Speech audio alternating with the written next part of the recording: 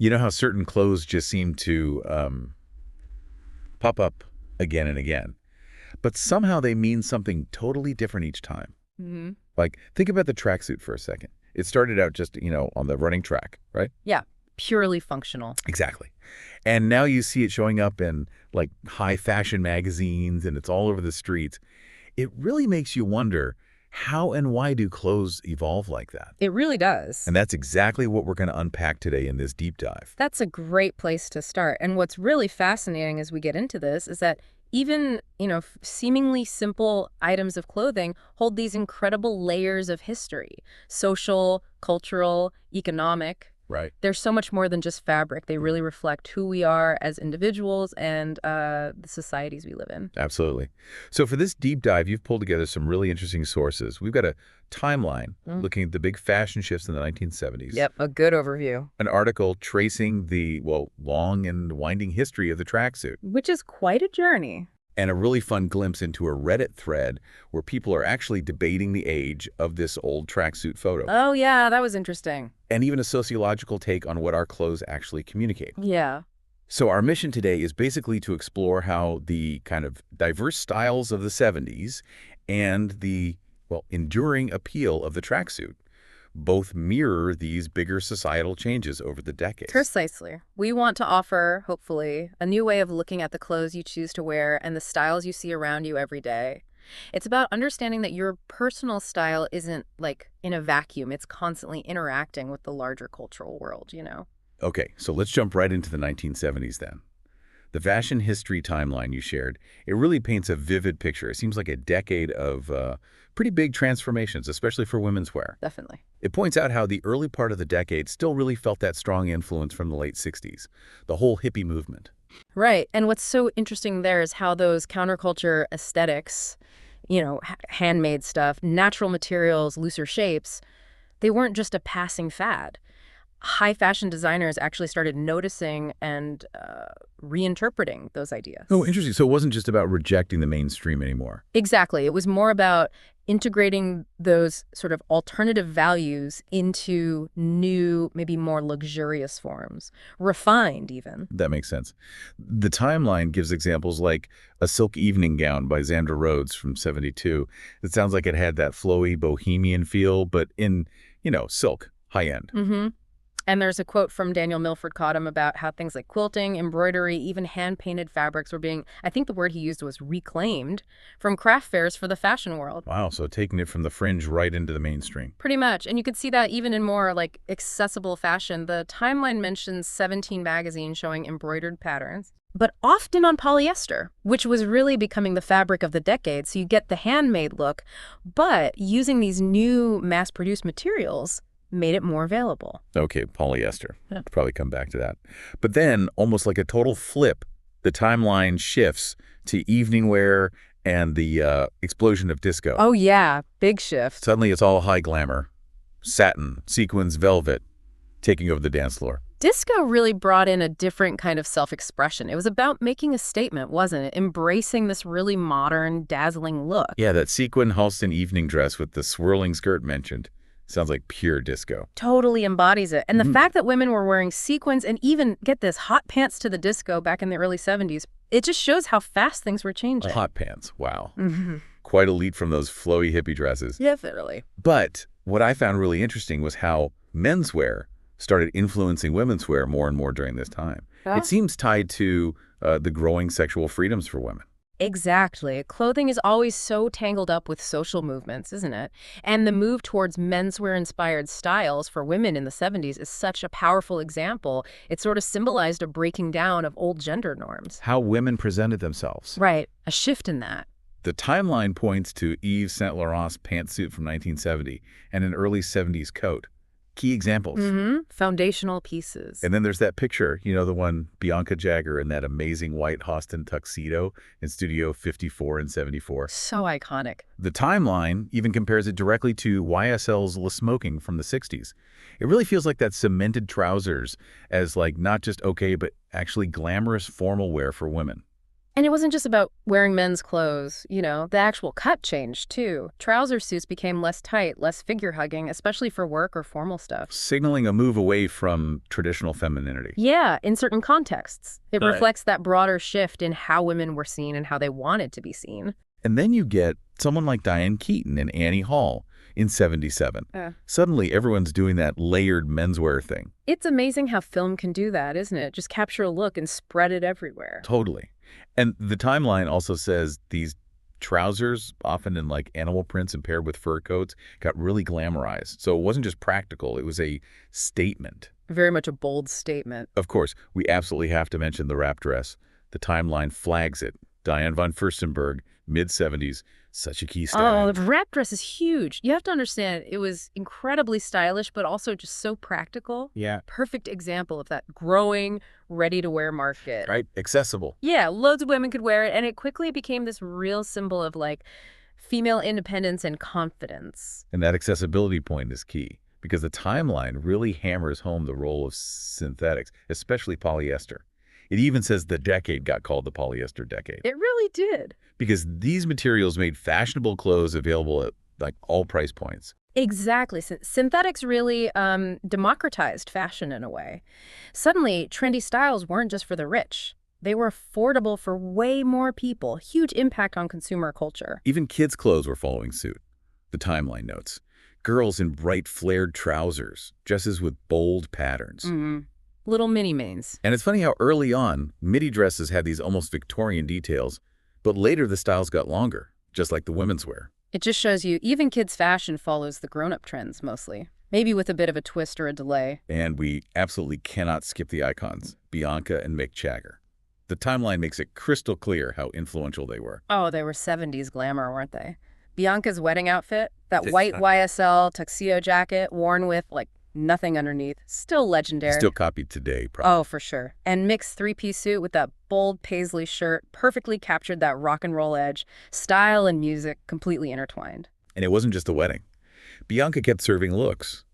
That sleek white satin trouser suit by Halston in '74. She's still basically shorthand for '70s chic. There were a couple who really got the power of image. They used fashion consciously to express who they were, their place in the culture. You could just see it. Okay, so the '70s, Yeah. clearly this vibrant melting pot of different styles and influences. Hippie, disco, menswear, all happening. Real mix. Now let's switch gears. Let's delve into the tracksuit, its enduring appeal. That Grailed article you shared does a fantastic job tracing its, long and interesting journey. It really does. It starts, like we touched on, with its very functional athletic origins back in the '60s. That's right. Purely practical at first. Warm-up gear for track athletes. Okay. Cotton, polyester, terry cloth. Just about function. Fashion wasn't really part of the equation then. But then, the article says, in the '70s, joggers started picking them up. Comfort, ease of movement. Makes sense. And it rightly highlights Bruce Lee, an early icon, seen wearing that red striped tracksuit on TV. On Long Street. And, of course, that unforgettable yellow and black jumpsuit in Game of Death. That image is just burned into pop culture, isn't it? It truly is. So iconic. And the article makes a great connection, pointing out how Kill Bill directly referenced that look years later. Shows its lasting impact. How it gets reinterpreted. Exactly. Lee definitely helped push the tracksuit beyond just sports into a much broader awareness. Then the article moves into the '80s. The shell suits. Ah, yes, the shell suit era. Made from synthetics like nylon, better at wicking moisture, keeping you cool. Yeah, the function kept evolving. But that shift to synthetics also happened right when the tracksuit became this huge cultural marker in hip-hop. Right, the article talks about that, how it became almost a uniform for b-boys, MCs, breakdancers. It's like an unspoken style code. It mentions films like Beat Street, Wild Style. They really showcase that look, cemented its connection to the culture. It's pretty amazing, really. Clothing designed for running becomes central to this incredibly influential cultural movement. It really is. And the journey didn't stop there. The article talks about the UK music scene, Britpop bands like Oasis, Blur. Oh, yeah. How did they use it? Well, they kind of used it strategically to symbolize their working class roots, project a certain image, connect with their fans. So using clothing to communicate social identity again. Exactly. And the article also mentions it being big in the underground rave scene across Europe. Practical, comfortable for dancing all night. but also a signal. Yeah, subtle way of showing you belong to that subculture. And then comes grime culture in the UK. The tracksuit is almost the uniform, Yeah. often with specific trainers, Adidas, Nike. Yeah, the article references that video, Air Max uniform, and the TV show Top Boy. They really explore that deep connection. So in that context, it's practical for urban life, easy movement. Definitely. But it also became this really strong visual symbol of a specific cultural identity in those communities. But the tracksuit also got tangled up with a very different kind of image, didn't it? Mm-hmm. A darker side, you could say. The article goes into its association with organized crime, mentions mob figures, and how it's portrayed in shows like The Sopranos. Yeah, and films like Goodfellas, Reservoir Dogs, that's quite a contrast to its start on the running track, isn't it? Huge contrast. Why do you think that happened? Well, maybe the loose fit lent itself to a certain, I don't know, intimidating look, and it just became this easy visual shorthand in movies and TV for certain types of characters, often outsiders or people in illegal stuff. Like Gucci Mane in Spring Breakers wearing a full Adidas tracksuit reinforces that connection, even more recently. Exactly. But it's definitely not all crime and stuff. The article cleverly brings up the Royal Tenenbaums, those striking red Adidas tracksuits. Oh, that's such a brilliant example. Totally different vibe. Yeah, how a garment can be completely recontextualized. In that film, the tracksuits become this visual signature for that family's like unique, quirky, slightly neurotic energy. Very specific, very memorable. Then the 2000s. Yeah. The velour tracksuit explosion. Juicy Couture. Oh, God. Juicy Couture. You couldn't escape them for a while there. The article from People really drives home how massive that trend was. Celebrities everywhere. J-Lo, Kim Kardashian, Paris Hilton. It was all about leisure, wasn't it? A certain kind of celebrity lifestyle, that specific look of casual luxury. It definitely took the tracksuit into a more obviously fashionable space, maybe even glamorous in its own way. Very different from high fashion, though. And then, this was surprising, the article mentions world leaders. Hugo Chavez, Fidel Castro, even Barack Obama photographed in tracksuits. It's kind of wild, isn't it? It just speaks to the basic comfort and practicality, I guess. It allows it to sort of transcend politics and status, at least when things are informal. Which brings us kind of neatly to its full embrace by actual high fashion and streetwear more recently. Right, full circle almost. Designers like Gucci's Alessandro Michele, Gosha Rubchinski, brands like Palace, Y3, they're all doing these upscale versions. Luxury materials, fancy details. Exactly. It went from the track to the street, then boom, onto the high fashion runway. And back again, really.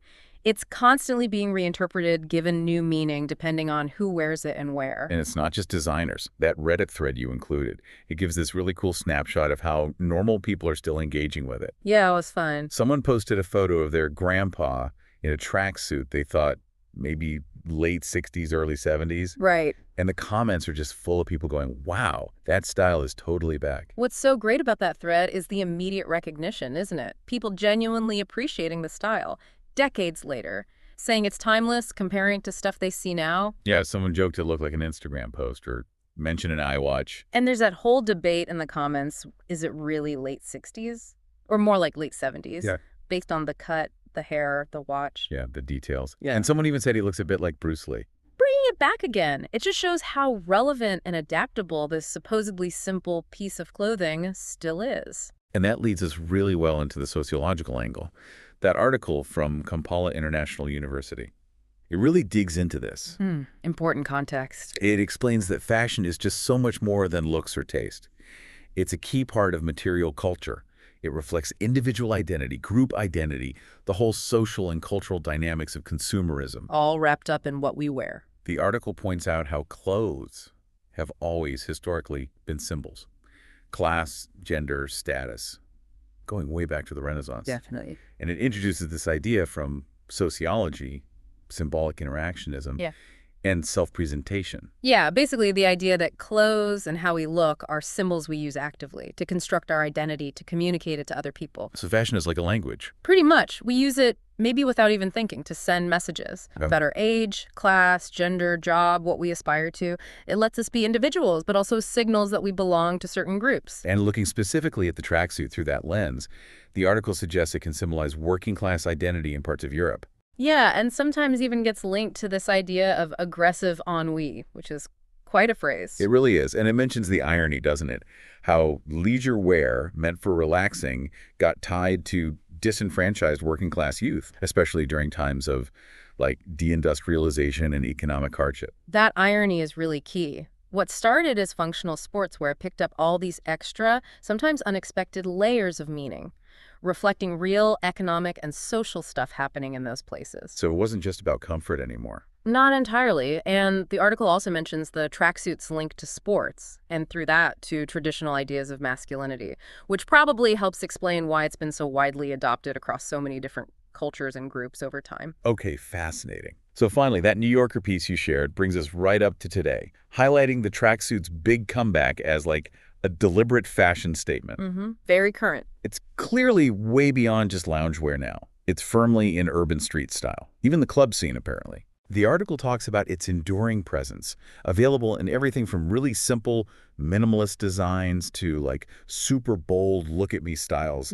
It just underscores its amazing ability to keep finding new relevance. It really does. It sums up the tracksuit's incredible, complicated journey and how it just keeps reinventing itself, finding a place in all sorts of different subcultures and fashion moments. So when we look back at both the kind of wild diversity of the 70s and this long, strange trip of the tracksuit, it's just so clear, isn't it? Clothing is way more than just stuff we put on. Much more. It's a powerful reflection of who we are, the times we live in, the cultural shifts that are always happening around us. Absolutely. Both these stories, the 70s and the tracksuit, they really show how fashion works. It's this constant back and forth between our own desire to express ourselves and these bigger, sometimes invisible forces of society and culture. This has been such an insightful deep dive, really fascinating. Do you think so? It makes you think, though. Considering how fashion cycles work and all these different meanings we've talked about, what might the clothes we're choosing to wear right now be saying about us? About our society, looking ahead decades from now? That's a great question. And maybe Yeah. what seemingly ordinary functional thing hanging in your own wardrobe right now actually has this surprisingly rich, complicated cultural history just waiting to be uncovered. Definitely something to mull over.